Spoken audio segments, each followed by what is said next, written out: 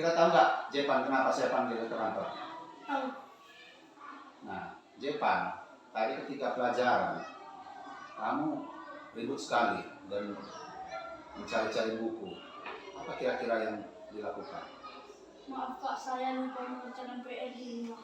Oh, jadi gara-gara lupa mengerjakan PR, cari bukunya jadi ribut gitu. Iya. Nah, jadi tentu perlakuan seperti ini tentu banyak juga yang dilakukan oleh teman-teman ya. Jadi bukan cuma si Jepan saja yang pernah melakukan hal yang seperti ini. Nah, Jepan tentu punya alasan kenapa tidak mengerjakan PR di rumah. Iya Pak, tadi malam saya asik nonton dari pas lupa PR saya Pak. Kamu nonton apa? Saya menonton HP Pak. Oh, nonton di HP. Gara-gara nonton di HP, jadi lupa ada PR hari ini. Iya Pak. Oh, jadi kira-kira Jepan, kalau tidak mengerjakan PR itu, ada nggak keyakinan kelas yang dilanggar? Saya tidak menjawab dan disiplin Pak. Kalau tidak mengerjakan PR berarti tidak bertanggung jawab dan tidak bertanggung jawab dan tidak disiplin. Nah, Jepan, kira-kira tanggung jawab dan disiplin itu penting nggak sama?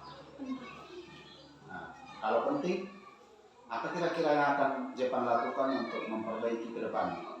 Saya akan mengutamakan PR tugas dulu Pak. Nah, harus mengerjakan PR, baru mengerjakan yang lain atau bisa nonton ya. Nah, jadi kalau sudah memperbaikinya, sudah mengerjakan PR, apa kira-kira yang kamu dapatkan dari situ? Saya akan menjadi orang yang disiplin dan bertanggung jawab. Iya. Jadi kalau ketika ada tugas diberikan oleh Bapak Ibu guru, kita kerjakan, kita akan menjadi disiplin dan bertanggung jawab. Nah, bagus. Jadi kalau Jepan sudah mengerjakan itu, sudah bisa melakukan itu, tentu nanti kamu akan menjadi anak yang lebih baik lagi. Nah, jadi kalau sudah bisa berjanji dan melakukannya, Bapak harap tidak mengulanginya lagi ya. Ya, baik, silahkan kembali ke kelas dan belajar seperti biasa. Ya.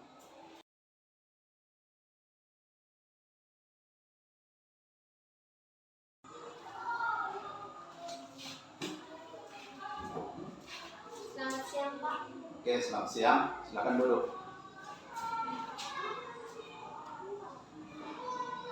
Nah, Kato, tahu nggak kira-kira kenapa saya panggil ke kantor?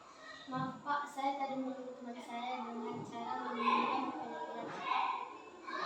Oh, baik. Jadi kalau menyembunyikan buku di laci atau mengganggu teman, tentu bukan cuma si Kato aja yang pernah melakukan seperti itu. Jadi kira-kira kenapa Kato lakukan seperti itu? Ya Pak, saya kesal semalam. Saya ajak kerjasama mengerjakan tugas, saya tidak mau Pak.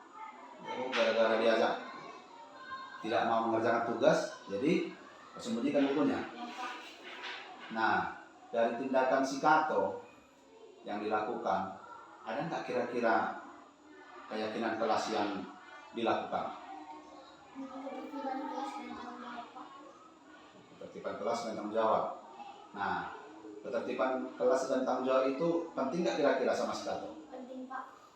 Nah, kalau penting, apa kira-kira yang bisa Kato lakukan untuk memperbaiki ke depannya? Saya tidak akan mengulanginya lagi dan selalu menjaga ketertiban di kelas Pak. Nah, kalau sudah seperti itu, kalau si Kato sudah berjanji dalam diri, ya tentu ada hal yang didapatkan nanti dari situ.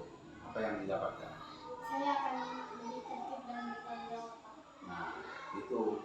Jadi kalau sudah bertanggung jawab, sudah tertib, tentu kelas juga sudah bagus ya. Jadi teman-temannya juga akan menghargai dan akan semakin terbina rasa ketertiban di kelas ya. Jadi kalau si Kato sudah bisa memperbaikinya, jadi nanti suasana kelas pasti akan lebih tertib lagi ya. Jadi mau melakukan itu? Mau Pak. Ya, jadi kalau mau nanti lakukan ya, dan jangan mengulanginya lagi. Ya, jadi silakan bisa kembali ke kelas. Ya.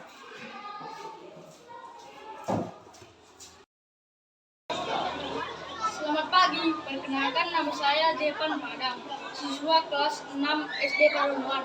Saya merasa senang karena tidak dihukum karena ribut di kelas dan tidak mengerjakan PR. Saya cuma dibilangin untuk memperbaiki kesalahan yang saya lakukan. Terima kasih Pak Brutu, selamat pagi, Juan.